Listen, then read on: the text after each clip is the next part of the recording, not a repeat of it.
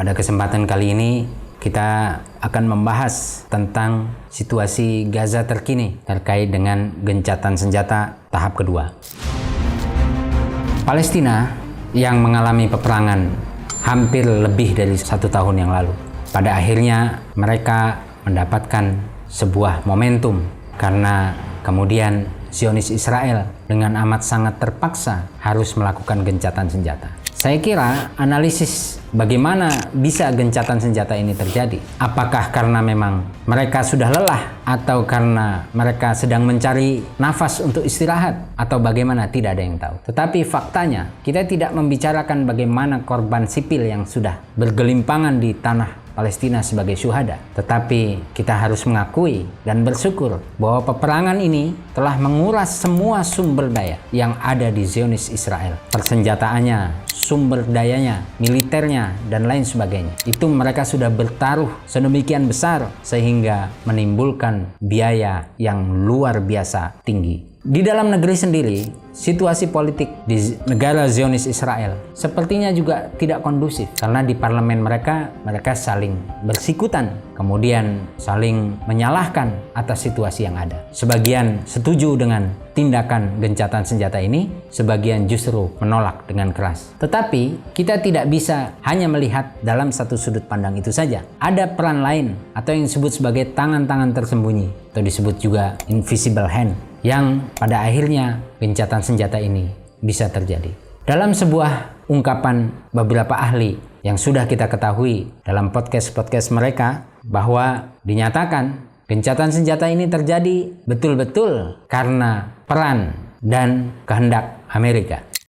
Apa yang terjadi di balik semua itu? Banyak orang yang tidak tahu. Beberapa analisis menyatakan bahwa sejak Trump memegang kendali atas negara Amerika Serikat sebagai presiden terpilih, sebenarnya dia sudah bermanuver melakukan negosiasi dengan negara-negara Timur Tengah. Salah satunya mungkin saya sederhanakan seperti ini. Bagaimana mungkin selama 4 tahun kekuasaan Biden dia tidak bisa mencegah Netanyahu untuk melakukan gencatan senjata? Bahkan pengadilan kejahatan perang sudah menyatakan sebuah putusan hukum internasional bahwa Netanyahu adalah penjahat perang. Faktanya dia masih bebas saja. Tetapi gencatan senjata tidak kemudian kunjung terjadi. Baru kemudian Trump bernegosiasi kepada beberapa negara. Salah satunya adalah negara Arab Saudi. Dia menelpon MBS Muhammad bin Salman dan dia nyatakan, saya akan sanggup menghentikan dan meminta Netanyahu untuk menghentikan perang dan gencatan senjata. Kemudian terjadi pertukaran tawanan dari kedua belah pihak. Kalau saya mampu, saya hanya ingin satu hal. Kepada Anda MBS, jika Anda mengakui negara Israel sebagai negara yang benar-benar ada, maka saya telepon kemudian sekarang Netanyahu untuk menghentikan perang dan melakukan gencatan senjata. Jika tidak, tentu rakyat Palestina akan terus berjatuhan dan menjadi korban. Dalam situasi ini, MBS sepertinya tidak berkutik. Dia kemudian terpojok. Bagaimana mungkin saya harus membuat keputusan? Apa yang harus saya buat keputusan? Kalau saya nyatakan bahwa saya tetap tidak mengakui Israel sebagai sebuah negara, sebagai sebuah entitas negara, maka rakyat Palestina akan menjadi korban. Tetapi jika saya mengakui, meskipun gencatan senjata itu muncul atau dilaksanakan, tetap saja posisi kemenangan ada di Israel dalam kasus ini. Terkait dengan situasi dan kondisi yang ada sekarang, faktanya kemudian Arab Saudi melalui MBS mengakui negara Israel. Maka pada saat itu pula Trump kemudian menelpon Netanyahu untuk menghentikan perang dan melakukan gencatan senjata. Kita lihat gencatan senjata kemudian terjadi. Satu sisi kita bersyukur rakyat Palestina kemudian menerima bantuan di tengah situasi yang serba sulit. Akses kebutuhan dasar mereka sulit, hanya sekedar untuk makan juga mengalami kesulitan yang luar biasa. Belum lagi akses kesehatan dan lain sebagainya.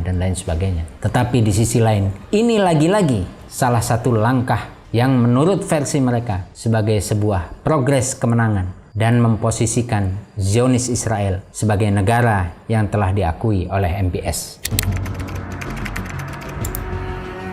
Kita tidak tahu apakah memang itu kondisi yang sebenarnya terjadi. Tetapi faktanya dari kronologis peristiwa dan momentum perang yang sedemikian mengerikan, 4 tahun dalam kekuasaan Amerika yang betul-betul berada di balik Zionis Israel tidak bisa menegakkan gencatan senjata. Tetapi hari ini gencatan senjata sudah terjadi.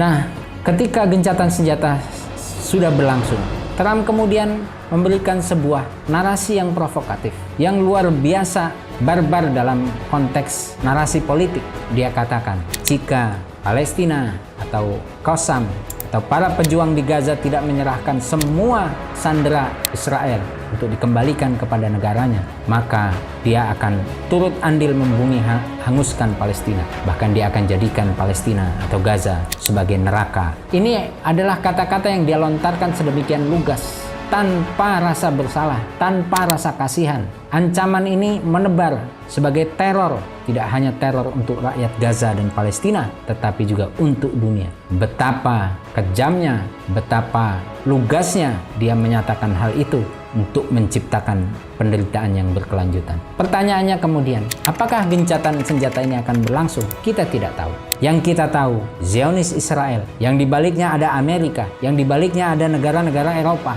Mereka adalah sekelompok bandit yang selalu mengkhianati semua perjanjian gencatan senjata. Kita semua tahu bahwa gencatan senjata ini tidak bisa kita harapkan sepenuhnya bisa lestari, bisa selama-lamanya. Tetapi kita tetap harus waspada bahwa gencatan senjata ini bisa saja berakhir hari ini, malam ini, esok pagi, atau kapan, kita tidak bisa memperkirakan. Yang kita tahu, menjadi tugas kita tetap melakukan pembelaan terhadap hak-hak asasi manusia, tidak hanya karena kita sebagai sesama umat Islam, tetapi sebagai sesama manusia. Sekali lagi, identitas kita adalah melawan semua kezaliman, semua penjajahan satu bangsa terhadap bangsa lain. Mudah-mudahan kita diberi kekuatan oleh Allah Subhanahu wa Ta'ala.